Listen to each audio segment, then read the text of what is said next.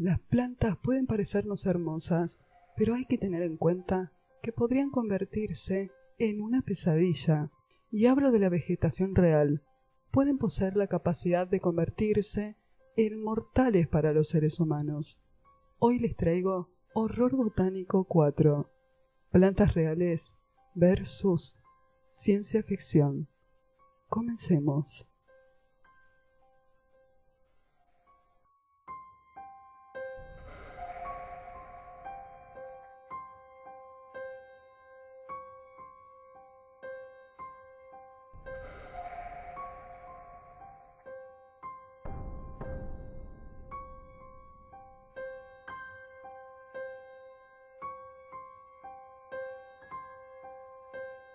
Bienvenidos y bienvenidas, queridas criaturas de la noche. Mi nombre es Lucila Castro Díaz. Soy escritora de novela negra, thriller de terror y misterio. Y te cuento que en este canal siempre vas a encontrar literatura, cultura, mitos y leyendas. Audiolibros, audiocuentos y audiopoemas. Me puedes encontrar fácilmente en las redes sociales, tanto en Instagram como en Facebook. Y si quieres conocer mi trabajo y mi literatura, en la caja de descripciones siempre les dejo todos los enlaces a mis sitios. Hoy les traigo esta cuarta parte de Horror Botánico, plantas reales versus literatura de ficción, porque como saben y ya les dije en varios videos de Horror Botánico, los subgéneros me encantan, sobre todo el horror botánico. Por acá les voy a estar dejando la lista que estoy dedicando a este subgénero de terror maravilloso. Pueden escuchar el audiolibro de la floración de la extraña orquídea, que ya lo subí. Y vamos a hablar hoy de las plantas reales, las plantas tóxicas, las carnívoras y un poco también de literatura de ficción. Charles Darwin en el 1875 escribió el primer tratado conocido sobre estas plantas carnívoras, o también llamadas insectívoras. Esta extraña vegetación se nutre a través de la captura y el consumo de animales, insectos y protozoo, que son organismos microscópicos. Viven en ambientes húmedos o directamente en medios acuáticos. Las plantas carnívoras crecen mayormente en lugares de suelos pobres, como por ejemplo las tierras ácidas, las pantanosas, en los lugares rocosos. Se piensa que el hábito carnívoro fue evolucionando, al menos a 11 linajes separados y que se encuentran representados por más de una docena de géneros en 5 familias. Estas incluyen alrededor de 730 especies que atraen y atrapan a sus presas. Producen enzimas o poseen bacterias digestivas y así absorben sus nutrientes resultantes. Más de 300 especies de plantas protocarnívoras en varios géneros muestran algunas de estas características, aunque no todas. El Día de los Trífidos, una novela de horror botánico y ciencia ficción escrita por el británico John Window, que fue publicada en el 1951. Ya les estuve hablando del Día de los Trífidos en Horror Botánico 2. Habla de que las plantas son seres que pueden salir de la tierra y comer humanos. Pero en el mundo vegetal real, los movimientos de este tipo de plantas pueden ser de dos tipos. Por un lado, aquellos que son lentos, orientados en función del estímulo recibido, como el crecimiento del tallo hacia el sol o de las raíces hacia el agua. Esto se llama tropismos. En el caso de las plantas carnívoras, la contracción de sus cepos no es un movimiento, es una anastia, un movimiento rápido y estereotipado, siempre igual independientemente de la dirección del estímulo. Vamos a hablar de una planta que aparece mucho en la literatura de ficción, en la literatura de terror, y es la mandrágora. Es una planta que aparece muy seguido en el cine y en la literatura. Es una especie de fanerogama perteneciente a la familia de las solanáceas, una planta que fue usada extensamente en Europa de una manera medicinal. Sus raíces fueron utilizadas en rituales mágicos, ya que sus bifurcaciones tienen cierto parecido a una figura humana. Incluso hoy en día se usa en religiones neopaganas como la Wicca. En su raíz se encuentran los alcaloides que son altamente venenosos, entre ellos la escopolamina, la antropina, la mandragorina o la iosciamina. Estos alcaloides también están presentes en otras especies de solanáceas. Pueden producir alucinaciones y delirios, convulsiones e incluso la muerte. La escopolamina se utiliza como antiespasmódico y para tratar algunos problemas intestinales, también para los temblores provocados por el Parkinson. Esta planta crece en los bosques sombríos, junto a ríos, arroyos, donde la luz del sol no penetra. Su raíz es gruesa, larga y generalmente dividida en 2 o 3 ramificaciones de color blancuzco que se extiende por el suelo. Sus hojas son de un tono verde oscuro, sus flores son blancas, ligeramente teñidas de púrpura. El fruto es parecido a una manzana pequeña y exhala un olor fétido. La mandrágora es una planta altamente tóxica, que puede provocar la muerte de cualquiera que se le ocurra ingerirla, como su pariente, la mandrágora officinarum. Tiene actividad a través de la piel, por lo que es poco prudente manipular las hojas, los frutos y sobre todo sus raíces. Puede provocar mareos, dificultad para respirar y bradicardia, simplemente con tocar alguna de las partes de esta planta. Como planta decorativa es de un aspecto bastante lindo, digamos. Pero hay que tener en cuenta que si se tiene mascotas o niños que pueden llevársela a la boca, puede resultar demasiado peligrosa. Debido a esta peligrosidad es recomendable no cultivarla si no se sabe del tema. Fue protagonista de muchas leyendas y rituales esta planta. Los magos hacían con ella algo similar a una figura humana. Tallaban una figura en sus raíces, presionando la raíz a cierta altura para formar un supuesto cuello y cortando todas las bifurcaciones excepto 4, que serían las extremidades, y las adoraban como si fueran dioses. Durante la Edad Media era utilizada por las brujas para sus diferentes rituales y ungüentos. Se creía que la planta tenía características humanas porque sus raíces parecían 2 piernas. Hay historias que cuentan que ésta gritaba lamentándose cuando la arrancaban de la tierra, y que podía llegar a enloquecer a las personas, y por eso amarraban a un perro a la planta para arrancarla. Esta práctica fue comprobada, pero al perro no le ocurrió nada, porque se creía que si el perro arrancaba la planta al escuchar el grito de la mandrágora, moriría. Pero lo pusieron en práctica y el perro no murió. Era usada tanto la magia negra como la magia blanca, porque tiene propiedades venenosas pero también curativas, según su uso. Cuando juzgaron a Juana de Arco, la acusaron de usar mandrágora porque pensaban que ese era el pecado, que ella podía escuchar voces por utilizar mandrágora.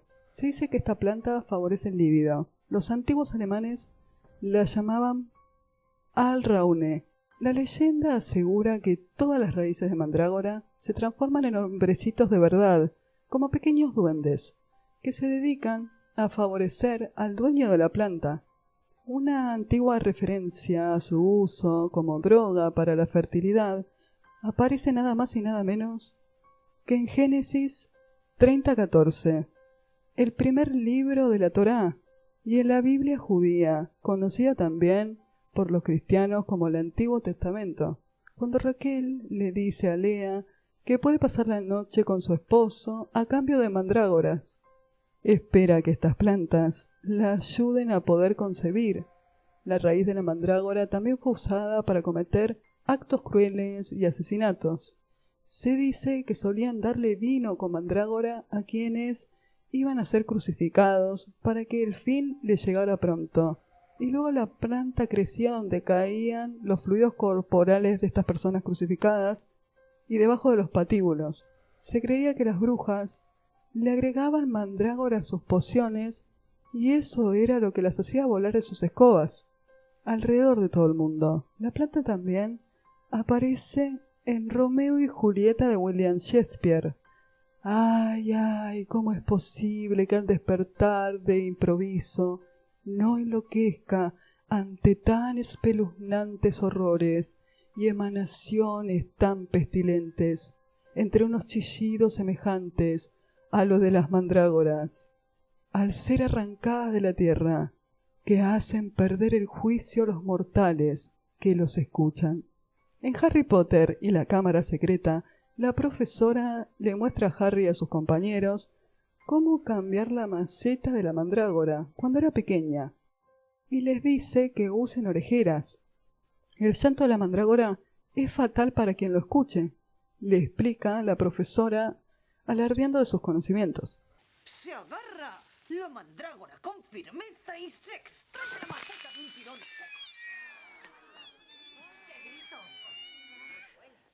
¿Entendido? Y ahora la colocáis en la otra maceta y espolvoreáis un poco de abono para que guarden el calor. Coser y cantar. Nicolás Maquiavelo, autor del Príncipe, escribió una comedia titulada La mandrágora, en la que un ungüento sacado de la raíz podía sanar la esterilidad. Esta planta, aunque no lo creas, también tiene uso terapéutico. En la medicina antigua, por ejemplo, las hojas de mandrágora hervidas en leche se aplicaban a las úlceras. La raíz fresca se usaba como purgante y macerada y mezclada con alcohol se administraba oralmente para producir sueño o anestesia en dolores reumáticos, ataques convulsivos e incluso de melancolía. En tiempos de Plinio se empleaba como anestésico, dándole al paciente el pedazo de la raíz para que comiera antes de realizar alguna operación.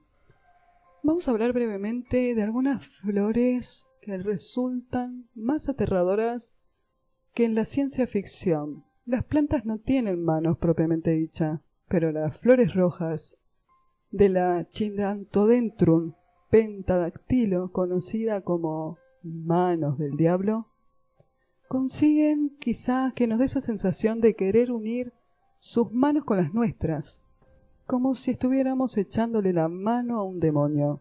Una singular especie originaria de México, venerada por los aztecas. Las flores del género Drácula no dan para nada ganas de acariciarlas, y es que el nombre de este tipo de orquídeas no es casualidad, y hace referencia al vampiro más famoso de todos los tiempos, Drácula, de Bram Stoker. Esta planta y sus flores le gustan los lugares frescos y sombríos. Es una flor verdaderamente aterradora y extraña. Tenemos una versión vegetal de un mamífero llamado murciélago, que crece en los bosques tropicales del sudeste asiático, conocida como Taca chantrieri. La planta murciélago presenta unas insólitas flores tanto por su color negro o violeta oscuro como por su forma, con unas grandes brácteas oscuras que también se extienden como alas de murciélago. Esta flor puede alcanzar los 25 centímetros. La verdad que es un monstruo real de la naturaleza. Es impresionante. Pero una de las flores más monstruosas es la Rafflesia arnoldi, una planta parásita, también asiática, que perdió la capacidad de hacer la fotosíntesis y carece de hojas. Esta planta produce la flor más grande del planeta, que puede alcanzar el metro de diámetro y puede llegar a pesar 11 kilos. Nos encontramos también en la naturaleza con la flor Monotropa uniflora, conocida más claramente como la planta fantasma o la planta cadáver, una especie que consigue su alimento parasitando a un hongo. Sus raíces se conectan con el micelio del hongo para pasarse nutrientes unos a otros. De esta manera consigue sobrevivir en los bosques sombríos y húmedos de donde es originaria, en Norteamérica y en zonas templadas de Asia, y donde su color blanco destaca espectralmente entre tanta oscuridad. Esta planta florece solo una vez cada varios años. Es conocida oficialmente como la orquídea fantasma, y estamos hablando de Polyrrhiza lindeni. Esta planta sí es capaz de realizar la fotosíntesis, no parece un fantasma por no poder como la anterior, pero también carece de hojas, así que lo hace directamente a través de sus raíces. Se trata de una planta cuyas raíces se extienden sobre la corteza de los árboles, pero sus flores, que se elevan blancas y etéreas sobre un fino tallo floral, son las que le dan el nombre de fantasma, y realmente parece estar flotando en el aire. Vamos a hablar de la siguiente planta, que es espantosa, es de pesadilla y tiene su propio Pokémon.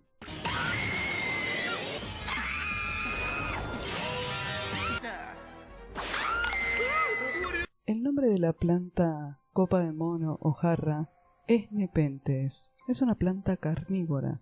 Las plantas nepentes son conocidas también con los nombres comunes como planta jarro o copa de los monos. Pertenecen a la familia de las nepentáceas. Existen dos tipos de esta planta clasificadas, según el clima en el que se encuentran: climas húmedos y climas localizados en zonas bajas, y climas tropicales, donde conviven con días cálidos, aunque sus noches son frías y húmedas durante todo el año, debido a que se encuentran en zonas montañosas. Esta planta carnívora se encuentra principalmente en la zona de Borneo y Sumatra, contando con un gran número de especies endémicas. También las podemos localizar en China, Indonesia, Malasia, Filipinas, Madagascar, Australia. La mayoría de estas especies de planta carnívora son trepadoras, poseen un sistema radicular superficial y un tallo trepador o postrado de varios metros de longitud. Las especies no trepadoras forman rosetas en el suelo. Del tallo surgen unas hojas altas de unos 30 centímetros, de color verde, que contiene un cordón, del que luego surgirá la trampa jarra, la cual se desarrolla en un principio como capullo, para a continuación expandirse progresivamente hasta formar un globo o tubo, coronado por una tapa que contiene el néctar. Esta sustancia va a ser la que atraiga a los insectos hacia ella. Se le llamaba copa de los monos porque se observó que había monos que bebían agua de ella cuando llovía. Otra de las plantas que también tiene su propio Pokémon es la comúnmente llamada Venus atrapamoscas. Esta planta carnívora se llama Dionea muscipula. Posee una memoria para detectar a sus presas y encerrarlas entre sus hojas, pero sin un cerebro y un sistema nervioso. ¿Cómo es capaz entonces de activar esta trampa tan eficaz? Es una pregunta que fascinó siempre a los científicos. En 1988, expertos de la Universidad de Alemania especularon con la posibilidad de que la memoria de la Venus dependía de los cambios ocurridos en los iones de calcio. La tecnología existente entonces no les permitía medir las variaciones de concentración de calcio sin dañar las células. Su teoría fue ahora confirmada por el Instituto Nacional de Biología Básica. La memoria es de corto plazo. Lograron visualizar las concentraciones de calcio en las células de la Venus atrapamoscas y demostrar que su memoria a corto plazo está conectada a las variaciones de ese elemento químico. Los expertos exponen que esta planta carnívora retiene en su memoria el recuerdo del primer estímulo durante medio minuto aproximadamente. Lo comprobaron desarrollando una herramienta de transformación genética específica solo para esta planta. Esta planta es verdaderamente bellísima, es la única que me gustó hasta el momento. Es muy linda y es la protagonista de La pequeña tienda de los horrores, una película que les estuve recomendando en Horror Botánico 1.